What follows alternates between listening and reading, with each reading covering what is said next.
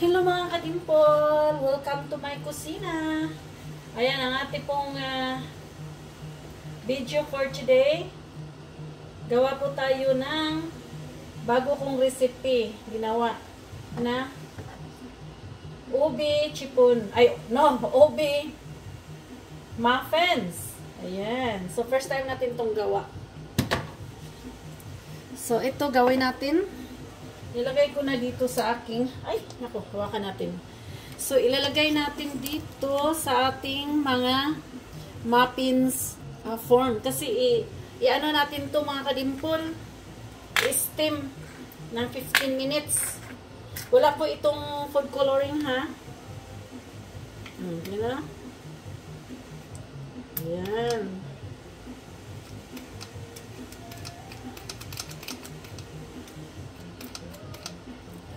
So,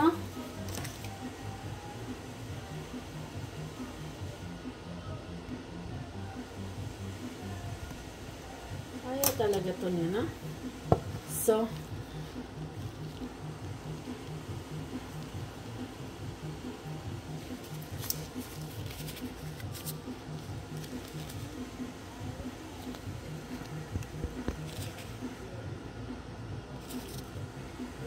So, ito na po yung ating nagawa. Ngayon, mga kadimpol, ilagay na natin ito sa ating steamer. Steam for 15 minutes.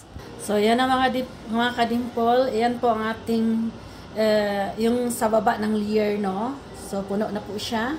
Now, nilagay ko na yung sa taas. Lagyan natin to ng muffins. So, lagyan natin siya ng muffins, mga kadimpol. I-steam natin siya.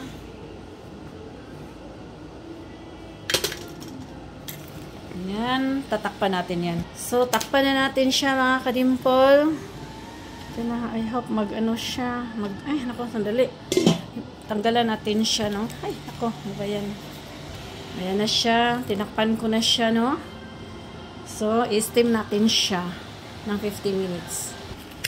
Ayan na mga kadimpol.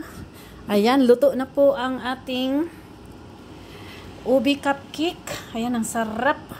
So, ang ubi cupcake po, pwede po yan lulutuin sa oven. 160 degrees Celsius, about 14 minutes. Then, kung wala kayong oven, pwedeng lutuin kung meron kayong steamer sa bahay. So, 15 minutes is done. So, anuhin natin to. Tatanggalin na natin sa steamer dahil meron pang second batch. So, ito na po yung ating second batch. Ayan, yan ang first layer. Then, maglalagay tayo ng second layer. Ayan, tingnan natin na, kailangan hindi siya, tatawag dito, hindi siya tumba. So, here we go guys. I-steam na natin siya. About 15 minutes. Ito pa ating, second batch.